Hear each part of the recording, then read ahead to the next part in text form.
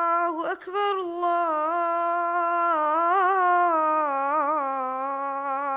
الله أكبر أشهد أن لا إله إلا الله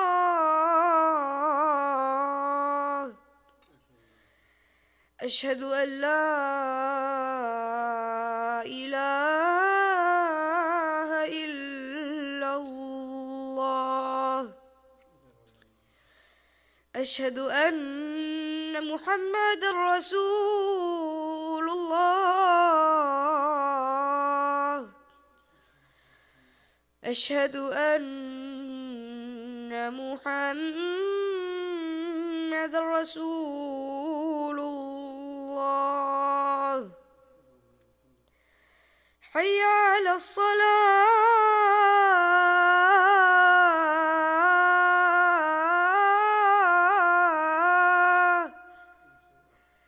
حي على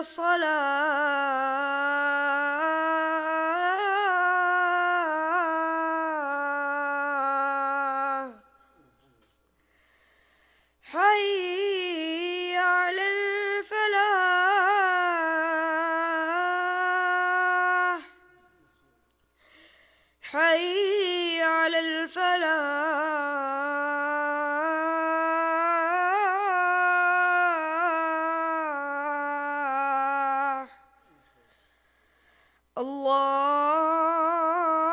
الله أكبر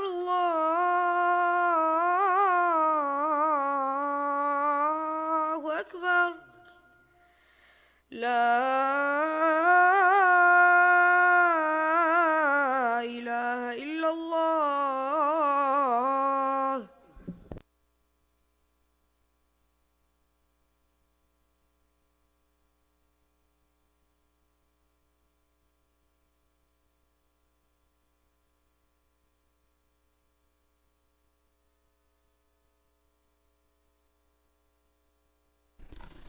إن الحمد لله نحمده ونستعينه ونستغفره ونعوذ بالله من شرور أنفسنا ومن سيئات أعمالنا من يهده الله فلا مضل له ومن يضلل فلا هادي له أشهد أن لا إله إلا الله وحده لا شريك له وأشهد أن محمدا عبده ورسوله فإن أصدق الحديث كتاب الله وخير الهدي هدي محمد صلى الله عليه وسلم وشر الأمور محدثاتها وكل محدثة بدعة وكل بدعة ضلالة قال الله سبحانه وتعالى يا أيها الذين آمنوا اتقوا الله حق تقاته ولا تموتن إلا وأنتم مسلمون وقال الله سبحانه وتعالى يا أيها الذين آمنوا اتقوا الله وقولوا قولا سديدا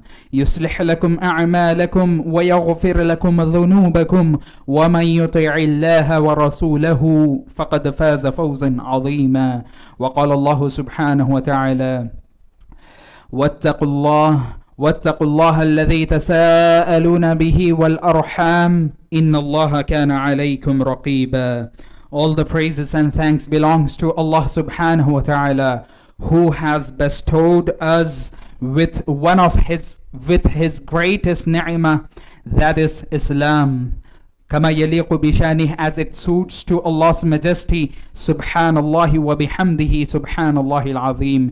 And may Allah subhanahu wa ta'ala send peace and blessings on all the prophets, especially our beloved Prophet Muhammad sallallahu alayhi wasallam, who is the Imam of all the prophets, who is Sayyid Waladi Adam, who is the leader of the whole mankind, who is Rahmatul lil Alameen, who is Khatimul Rusul, Khatimul Nabiyyin. Allahumma salli ala Muhammad wa ala ali Muhammad kama sallayta ala Ibrahim wa ala ali Ibrahim innaka Hamidun Majid. Allahumma barik ala Muhammad wa ala ali Muhammad kama barakta ala Ibrahim wa ala ali Ibrahim innaka Hamidun Majid. After the praise of Allah subhanahu wa ta'ala and salutation on Rasulullah sallallahu alayhi wasallam, I may move forward to my today's topic. And today's topic is what a religion must have. If you remember last month, third Jummah, I mentioned that I am going to continue the series of this topic, know your religion. Ta'allamu deenakum. Know your religion, study your religion, know about your religion. And in previous, that was the first khutbah on this topic, and this is the second. In the previous khutbah, I mentioned certain points like if really we need any religion, and I answered that. And then I mentioned why we need a religion. I mentioned few reasons. The reason number one, it connects us with Allah subhanahu wa ta'ala. It introduces Allah subhanahu wa ta'ala to us. And another one, it gives us a purpose in this life. It consoles us when we are having hardships. It gives us strength to face those hard situations, and it produces a good, sound society. There were these reasons, or these were the reasons a person must have religion in his life. Now today we will try to cover some points, or we will try to find the answers for this question, what a religion must have. So I gathered few points. Inshallah, I hope, first of all, I invoke Allah subhanahu wa ta'ala that may Allah subhanahu wa ta'ala give me tawfiq to cover all these points in 20 minutes. And may Allah subhanahu wa ta'ala give me tawfiq to explain or to present these points as they should be, and may Allah subhanahu wa ta'ala give all of us tawfiq to understand these points. So the first thing, or let me just mention the points first, then I will go in details. So a religion must have rituals. Definitely it must have rituals, and it must have the ibadat and the worships, and how to perform those worships. There must be some rules and regulations about the ibadat. A religion must have, and when I'm saying a religion, I mean a religion that fits for whole humanity, not specific with race, not specific with some certain ethnicity or some region. No, the religion that is befitting for everyone, for every person on this world. That should be a global religion, and such religion must have the forms of ibadat, definitely, the first thing. And second thing, that religion must have knowledge, and it should encourage its followers on seeking knowledge. And there are 2 points in this point. It should encourage on knowledge, and it must have knowledge of everything. Inshallah, I'll elaborate that later. And the third thing, it must have lessons for humanity and lessons for a person to become a good or the best human. As well as, in the third point, it must have lessons for nature.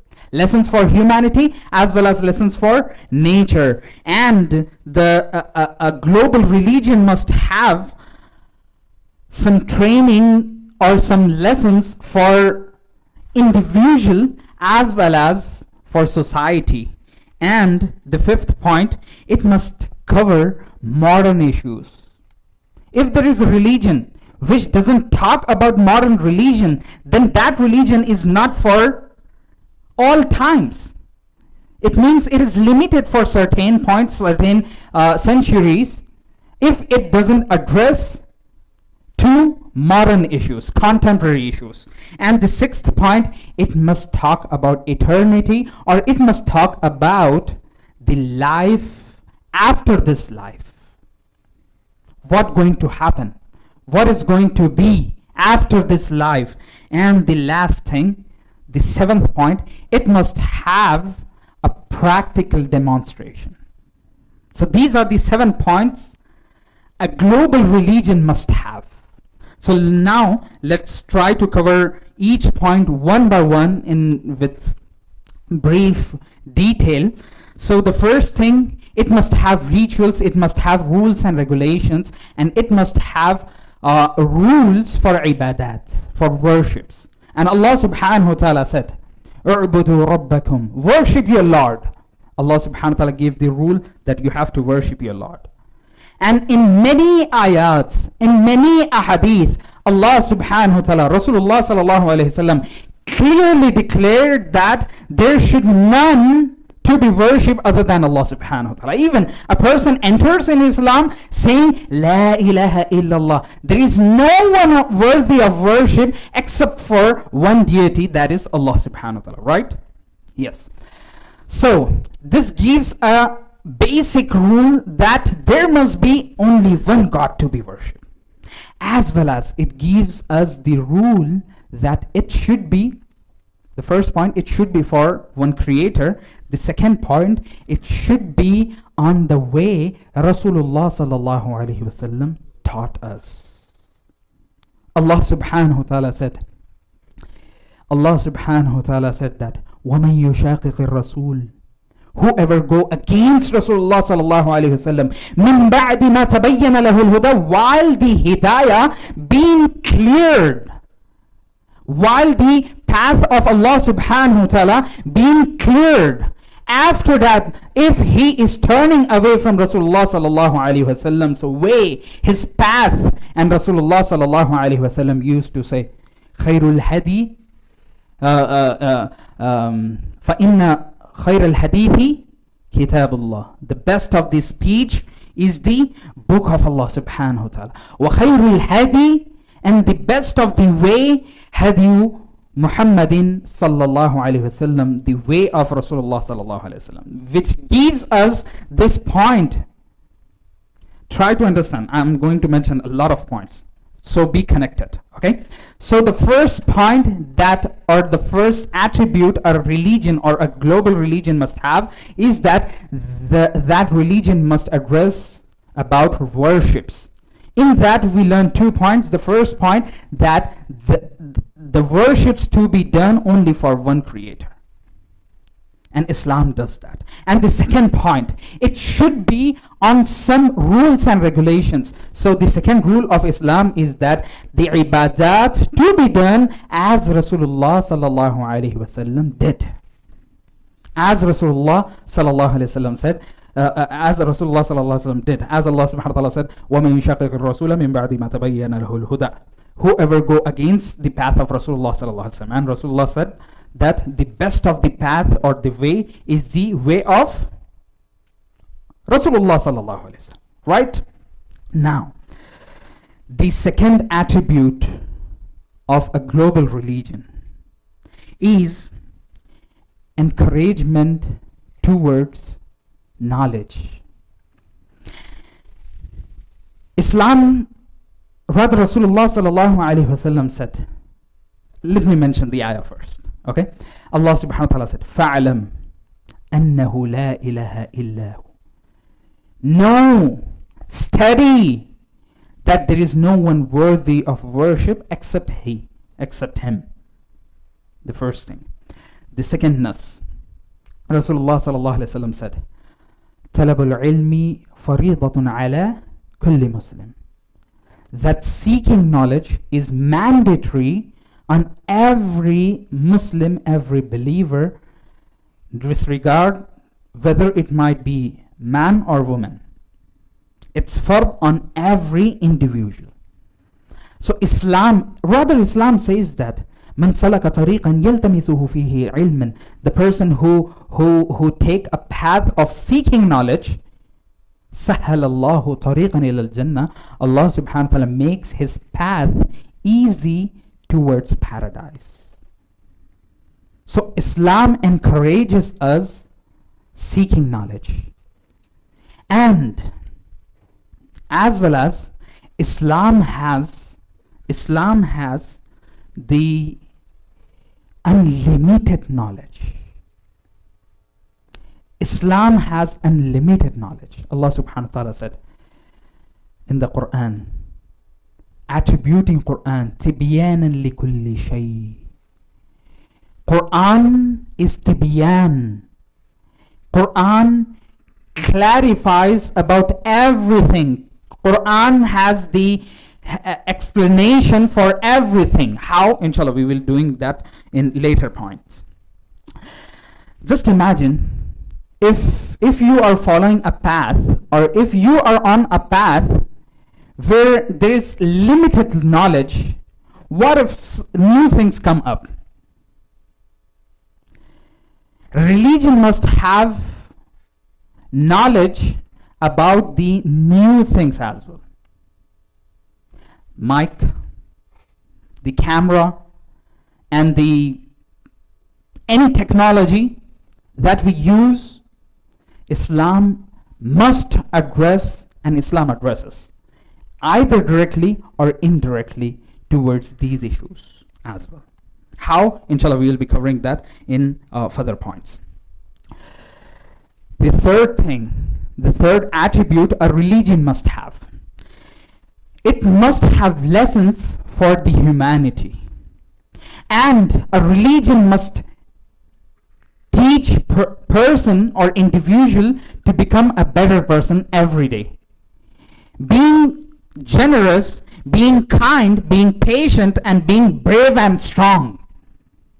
If the religion is making you kind and soft, but not making you brave and strong, then that religion is not a perfect religion. Religion must make you generous, kind, patient, as well as brave and strong. Now let me mention some of the hadith. Rasulullah sallallahu alaihi wasallam said that, be generous, spend in the way of Allah subhanahu wa ta'ala, protect yourself by paying in the way of Allah subhanahu wa ta'ala, even a piece, a portion, a piece of a date. You don't have anything, even if you have few dates in your hand, give at least a piece of date in charity. You have to be generous. And Rasulullah sallallahu alaihi wasallam, kana ajwad an-nas, most generous person, as Sahaba said. And a religion must teach its follower to be patient. And how many verses and the ahadith are there which encourages us to be patient? Not let me go too far, just one of the last surahs, Suratul Asr, what Allah subhanahu wa ta'ala said, Wal Asr, by the time, Innal insana lafi khusr, indeed humanity, the whole human race is in loss. Illa alladhina amanu, except for those who have believed, wa amilu salihat, and except for those who do good deeds. وَتَوَاسَوْا بِالْحَقِّ وَتَوَاسَوْا بِالصَّبْرِ, and those who advise each other towards patient. And Rasulullah sallallahu alaihi wasallam said that if you lose something in this world and say, Allahumma ajurni fi musibati, oh Allah, reward me in my hard time, in this musibah, in this calamity, وَخْلُفْ لِي خَيْرًا مِنْهَا, and turn something better towards me. Give me something better than this, what I have just lost. إِنَّا لِلَّهِ وَإِنَّا إِلَيْهِ رَاجِعُونَ. Indeed, we belong to Allah subhanahu wa ta'ala, and we are going to return to Allah subhanahu wa ta'ala. And this dua, Rasulullah sallallahu alaihi wasallam said that if the person, he is patient, he is not shouting, not doing kufran, not being ungrateful to Allah subhanahu wa ta'ala, and reading this dua, Allah subhanahu wa ta'ala will substitute him with something better what he have lost. So Islam teaches us being patient as well as kind. Rasulullah sallallahu alaihi wasallam said that be respectful with your elders and be kind to your small ones. Right? So Islam teaches us kindness as well as, you remember the point I said? If the religion teaches you to be kind, soft and generous but not teach you brave, then that religion is not perfect. Islam teaches you to be brave. That Rasulullah sallallahu alaihi wasallam said that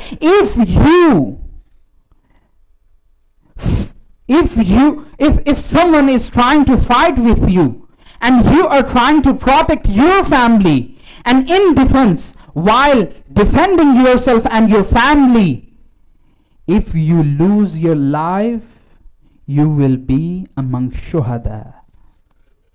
You will be declared as shaheed on the day of Qiyamah.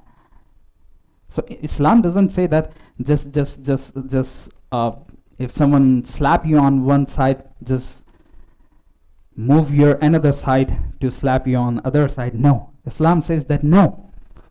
You have to protect yourself. You have to defend yourself. And if when it comes in such scenarios, you have to be brave.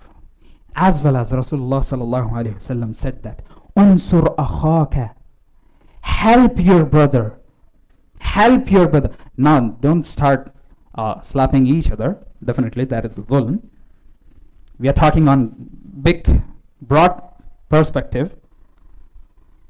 I'm not talking about your classroom. Just start beating each other. No, definitely. That is not Islam. That is not teaching of Islam. Okay. So, another thing.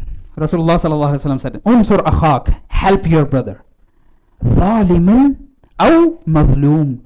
Whether your brother is a zalim, oppressor, aw mazloom, or the person who is being oppressed. Sahaba asked, oh Rasulullah, we can understand the person who is mazloom, who is being oppressed. We can help him.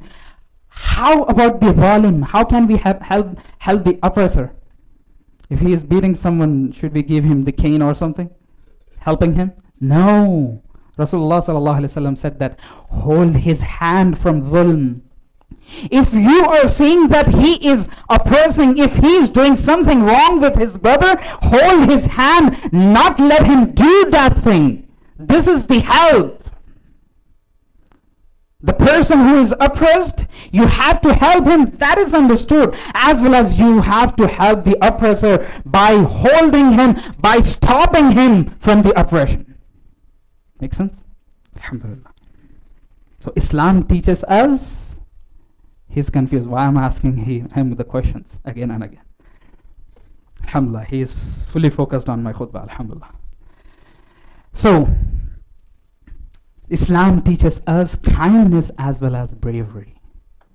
But not to use that bravery in wrong ways. Somehow. The next point. I have literally few minutes now. Nature. A religion, a global religion must have lessons for humanity as well as nature, right? So we talked about the human race. Now let's see about the race, nature. What Islam says about nature. Rasulullah sallallahu alaihi wasallam said. Anas bin Malik radiyallahu anhu narrated that Rasulullah sallallahu alaihi wasallam said.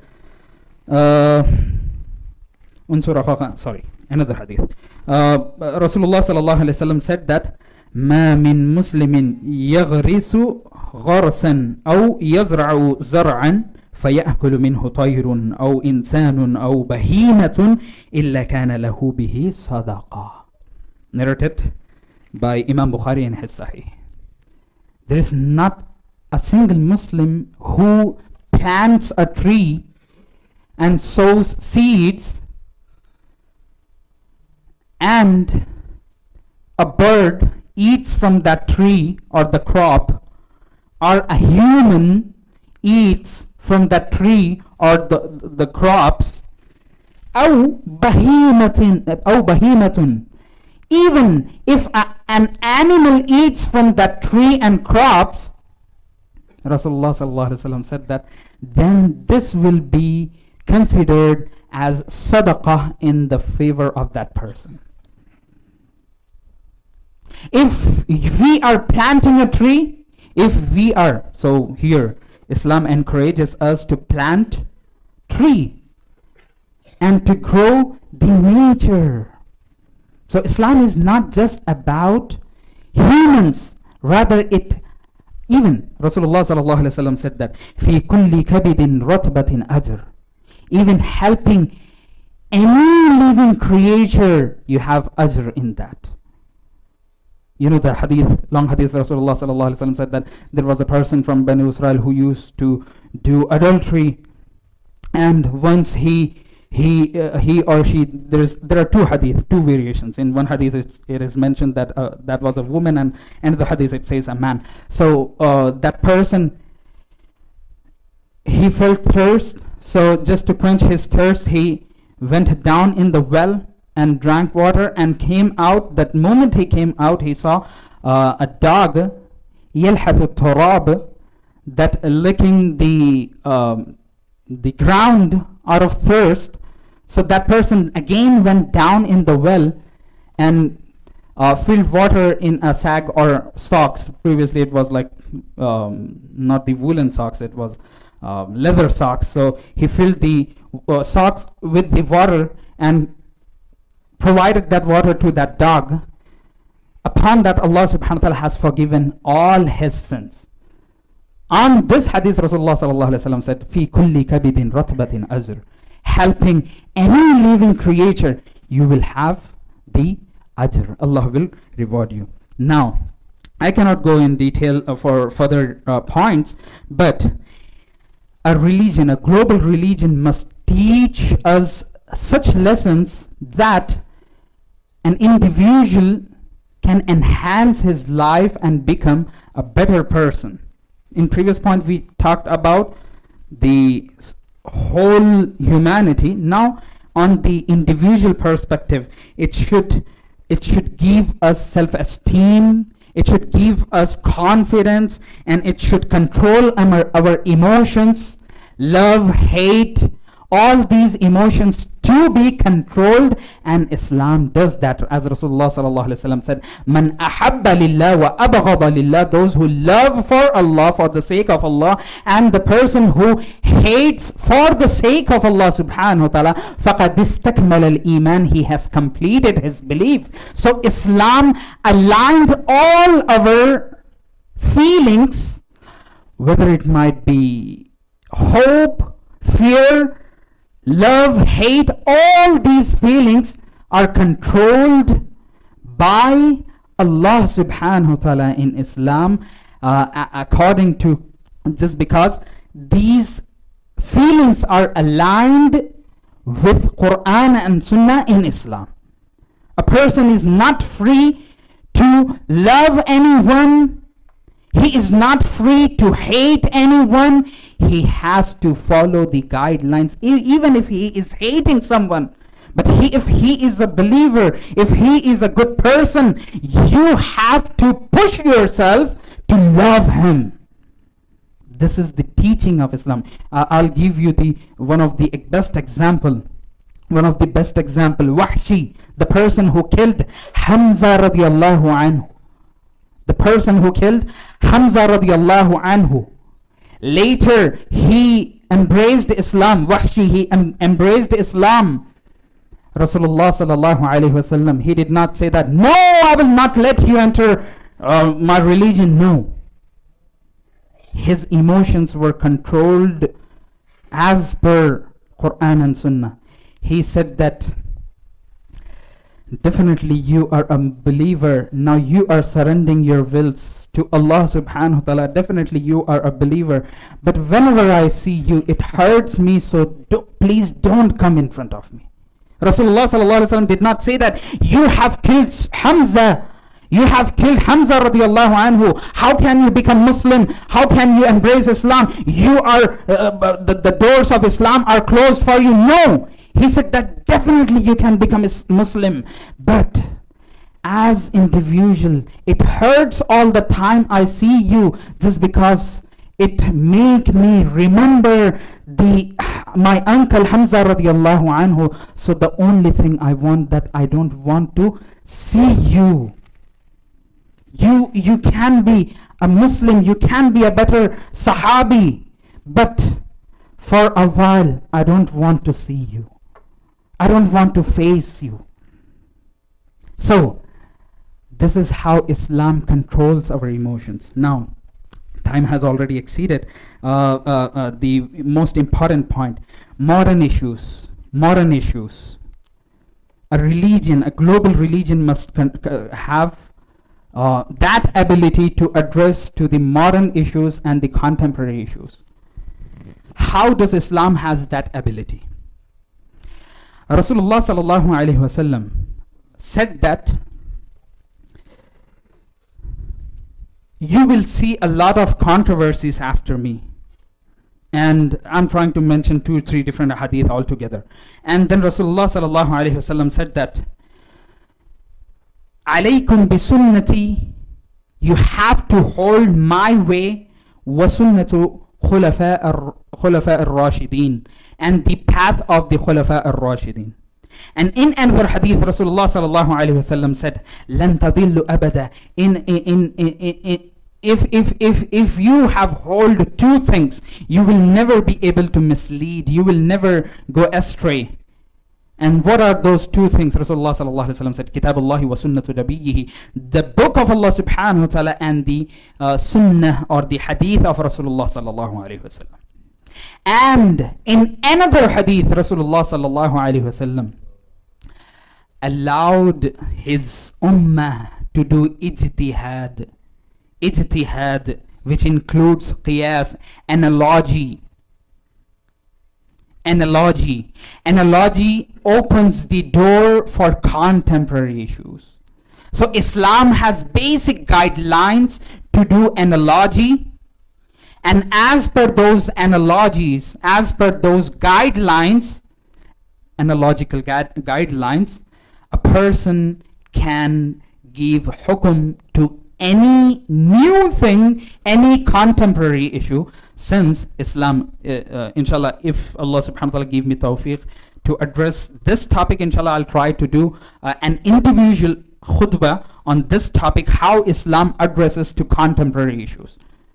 And the Islam has eternity, or the concept of the life in grave as well as life in akhirah, which addresses the 6th point, and the 7th point is practical demonstration. Allah subhanahu wa ta'ala, this is the last point. Allah subhanahu wa ta'ala said, لَقَدْ كَانَ لَكُمْ فِي رَسُولِ اللَّهِ أُسْوَةٌ حَسَنَةٌ. Indeed, in the life of Rasulullah sallallahu alaihi wasallam, you have the best of the example.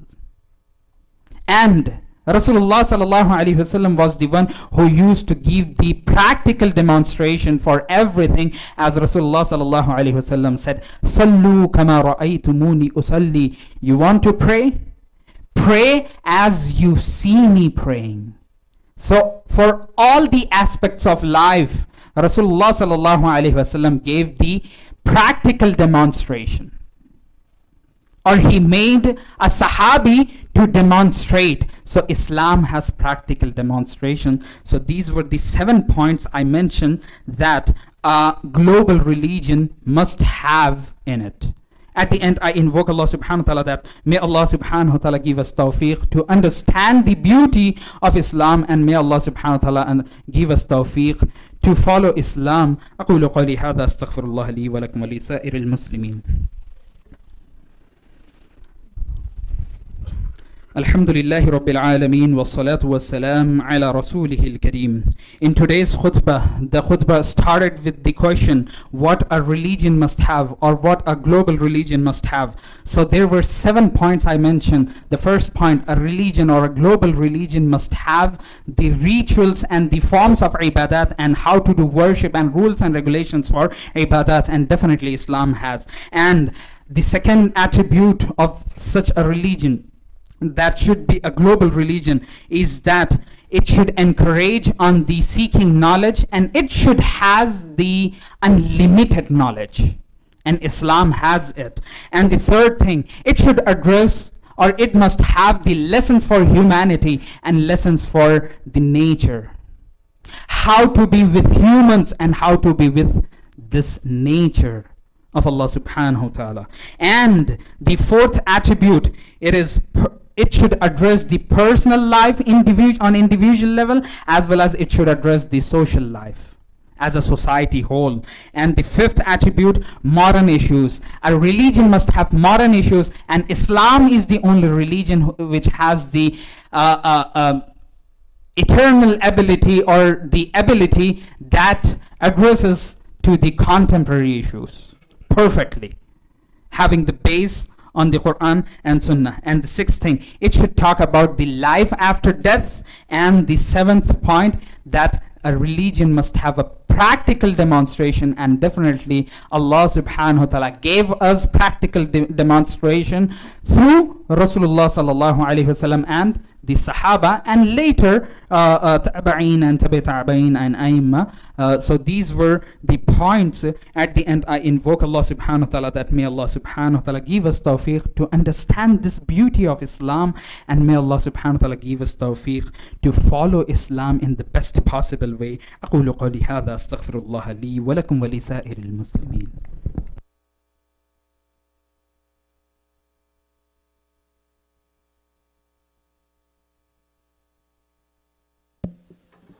الله أكبر الله أكبر الله أكبر الله أكبر أشهد أن لا إله إلا الله أشهد أن لا إله إلا الله أشهد أن محمد رسول الله أشهد أن محمد رسول الله. حي على الصلاة حي على الصلاة حي على الفلاح حي على الفلاح. قد قامت الصلاة قد قامت الصلاة. الله أكبر الله أكبر لا إله إلا الله.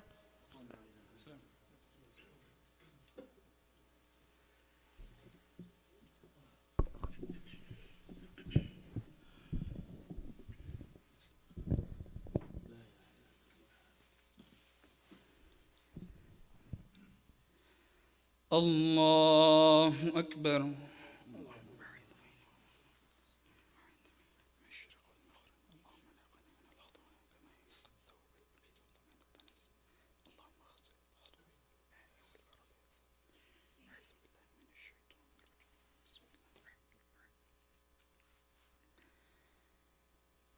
الحمد لله رب العالمين الرحمن الرحيم مالك يوم الدين إياك نعبد وإياك نستعين اهدنا الصراط المستقيم صراط الذين أنعمت عليهم غير المغضوب عليهم ولا الضالين آمين.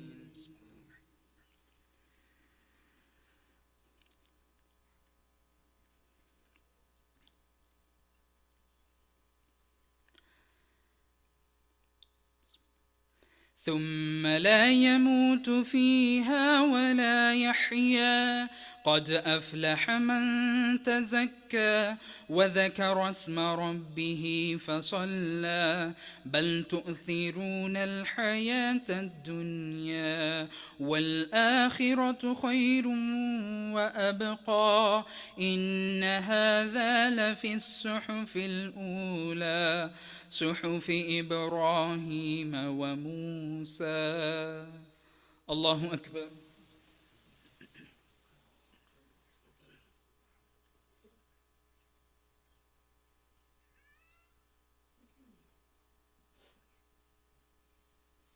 سمع الله لمن حمده.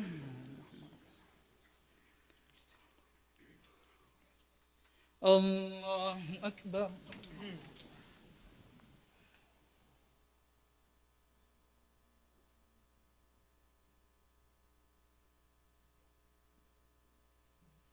الله أكبر.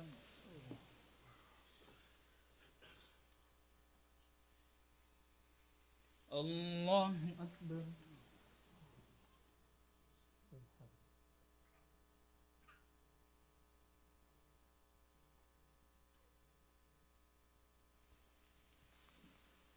الله أكبر.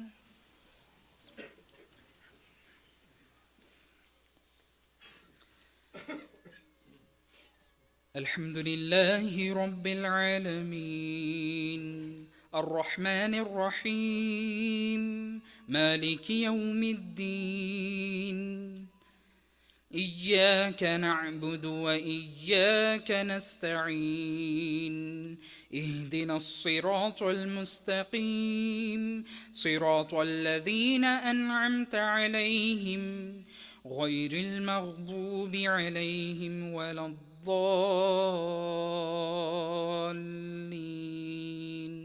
آمين.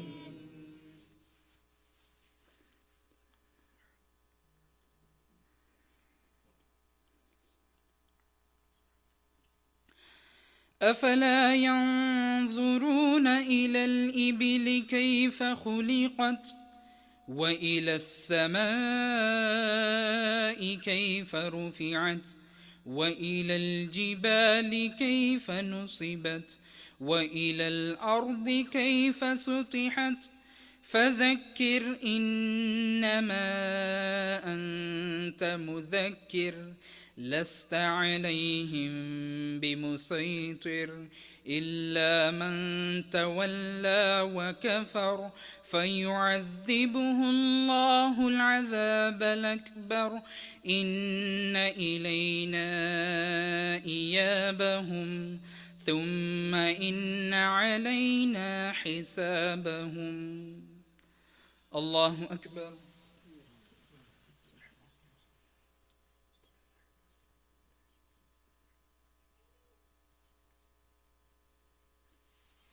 سمع الله لمن حمده.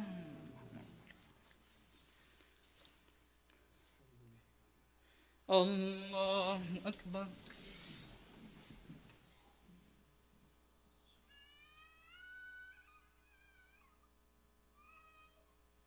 الله أكبر.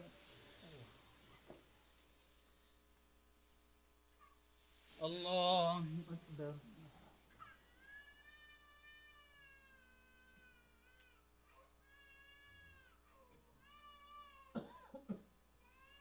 الله أكبر.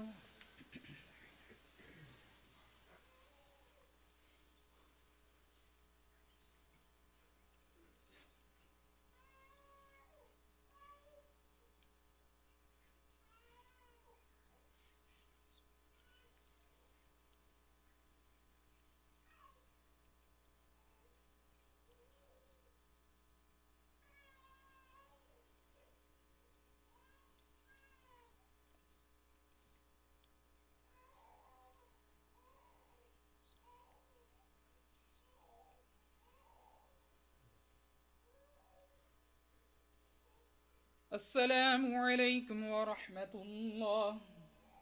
السلام عليكم ورحمة الله.